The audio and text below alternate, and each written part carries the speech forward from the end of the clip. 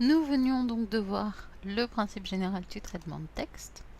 Passons à la suite. Donc la suite, c'est la saisie de la ponctuation. Donc c'est la première étape pour réaliser un document sous un traitement de texte. La saisie au kilomètre, c'est la dénomination qu'on utilise quand on tape le texte et la ponctuation. Le temps de saisie est assez court à côté du temps de mise en forme que vous allez mettre. La ponctuation implique plusieurs choses. Donc vous avez les signes simples qui demandent un espace après mais pas avant, et les signes doubles qui demandent un espace avant et après. Donc dans les signes simples, vous avez le point, la virgule, les 3 points. Les signes doubles, le point virgule, les 2 points, le point d'exclamation et le point d'interrogation. Vous avez aussi tout ce qui est parenthèse. Donc dans tout ce qui est parenthèse, crochet, accolade, guillemets, il n'y a pas d'espace à l'intérieur, mais il y a des espaces à l'extérieur. Faites attention à la ponctuation et donc aux espacements. L'œil, il est habitué. Si vous prenez n'importe quel texte de magazine, de livre, vous avez les espaces qui sont prédéfinis. Donc il faut connaître les espacements. Pour connaître ces espacements et être sûr que votre document est correct, vous avez ce qu'on appelle les caractères non imprimables. Donc dans la barre d'outils standard, c'est le symbole marque de fin de paragraphe, donc ce symbole-là que vous allez avoir, ce qui permet donc de contrôler la mise en page de votre document. Le premier donc symbole qu'on utilise dans les caractères non imprimables, c'est la marque de fin de paragraphe qui vous dit que vous êtes en train de changer de paragraphe. Donc le Petit Prince est un paragraphe. J'ai ainsi vécu seul sans personne avec qui parler véritablement jusqu'à une panne dans le désert du Sahara il y a 6 ans. C'est un autre paragraphe. Vous avez ensuite tout ce qui est espace. Donc l'espace est représenté par un point au milieu. Donc ici, vous voyez qu'on a un espace en trop. Cet espace-là ne devrait pas exister. Ensuite, vous avez tout ce qui est retour à la ligne forcée. Donc c'est la petite flèche qui est dans le sens qui m'indique en fait que je suis restée dans le même paragraphe. Donc ici, on a une marque de fin de paragraphe. Là, il n'y en a pas. Donc ce paragraphe est un seul paragraphe. Toujours dans les caractères non imprimables, vous avez aussi l'espace insécable. Donc l'espace insécable sert à ne pas avoir du texte sous cette forme, mais avoir du texte sous cette forme-là. Donc comment on crée un espace non insécable, c'est CTRL plus maj plus espace si vous êtes sous Windows et commande plus maj plus espace si vous êtes sous Mac. La deuxième étape donc pour la création d'un document, c'est mettre en forme le document. Donc dans cette vidéo, on va faire la mise en forme générale et les caractères, et on passera ensuite au paragraphe dans la prochaine vidéo. Comment faire donc pour mettre en forme? Vous avez plusieurs outils. Donc le premier outil qu'on utilise le plus simplement et le plus régulièrement, c'est la barre formatage, donc la barre qui se situe ici. Vous avez ensuite le menu format que vous pouvez utiliser, donc c'est tout aussi simple et rapide. Donc dans cette barre de formatage, vous allez juste sélectionner votre texte et cliquer sur ce que vous voulez modifier. Donc l'alignement, si vous voulez mettre en gras, en italique, en souligné, la taille du texte, la police utilisée dans le texte, les puces et numérotation en fonction de ce que vous voulez, les couleurs, l'arrière-plan, le surlignage et l'indentation, donc si vous voulez décaler ou ne pas décaler en fonction de votre choix. Ensuite, vous avez donc le menu format avec le format caractère, le format page et le format paragraphe.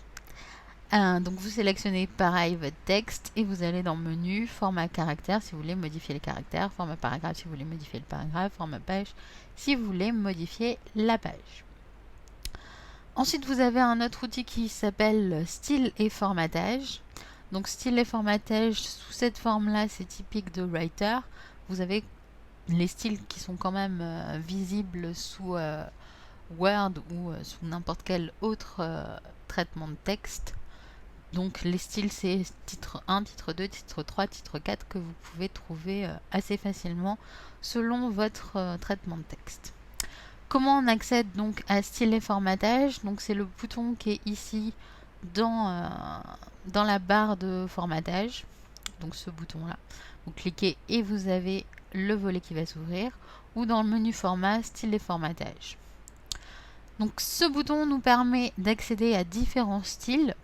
Donc vous avez tout en haut l'ensemble des styles possibles. Donc vous avez le style de paragraphe, représenté par la marque de fin de paragraphe, le style de caractère représenté par le A, le style de cadre représenté donc par un cadre, le style de page représenté par une feuille et le style de liste qui vous permet de faire tout ce qui est numérotation et puce. Alors la définition du style, c'est une définition que vous devez connaître. C'est tout ce qui est l'ensemble des caractéristiques de mise en forme que l'on va appliquer au texte, au tableau, aux listes d'un document, aux pages d'un document, afin de modifier rapidement leur aspect. Vous avez deux styles possibles pour les créer. Donc soit ils sont déjà prédéfinis, soit ils ne sont pas prédéfinis et donc vous allez les fabriquer.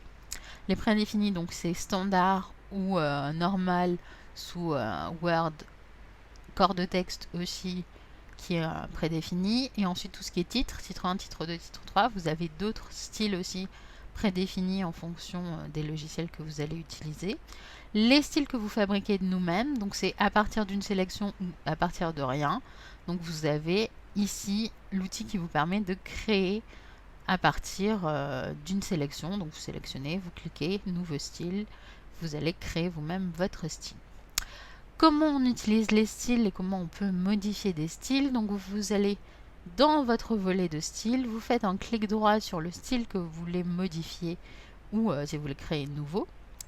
Donc modifier, vous allez accéder à cette chose-là, donc qui vous présente le style de paragraphe qui s'appelle titre 1. Donc vérifiez bien ce que vous êtes en train de faire.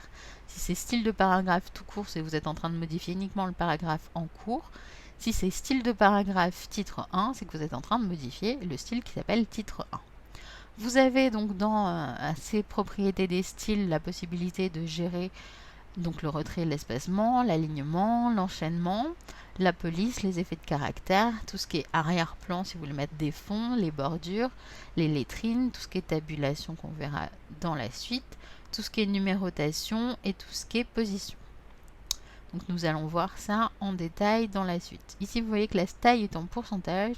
Si vous n'aimez pas les pourcentages, ce qui peut être totalement possible, vous pouvez remplacer donc les 115 ici par exemple 25 points, qui est une taille de titre 1 assez régulière. Première mise en forme qu'on va voir en détail, donc ce sont les caractères. Vous avez différentes choses que vous pouvez modifier dans un caractère, donc la police, la taille, les effets de caractère et la caisse. Donc au niveau de la police, vous avez différentes sortes de police. Vous avez les polices où vous utilisez exactement le même espacement partout, dans tous les caractères, des polices où non, l'espacement c'est pas le même, des polices avec avec sérif ou des polices sans sérif, comme c'est le cas ici. Donc c'est les espèces de petites pattes que vous voyez sur les lettres. Vous pouvez modifier la taille, vous pouvez modifier la couleur donc de chaque caractère ou d'un mot. La mise en gras, l'italique. Vous pouvez modifier la caisse. Donc la caisse c'est soit majuscule, soit minuscule, soit petite majuscule. Vous avez tout ce qui est position, donc c'est exposant, indice. Et donc dans notre style de caractère, vous avez différents caractères possibles, différents styles possibles. Donc l'accentuation qui vous permet de mettre en italique et de format un peu adapté. L'accentuation forte qui vous met en gras. Donc ça c'est les styles prédéfinis sous Writer. Ça s'appellera autrement probablement sous Word. Les liens internet, les lettrines, les commentaires. Donc commentaires car, en tête car, évaluation car, c'est moi qui les ai créés. Donc ça c'est pas des prédéfinis. Les notes de bas de page, les notes de fin, etc. Tout ça c'est des prédéfinis.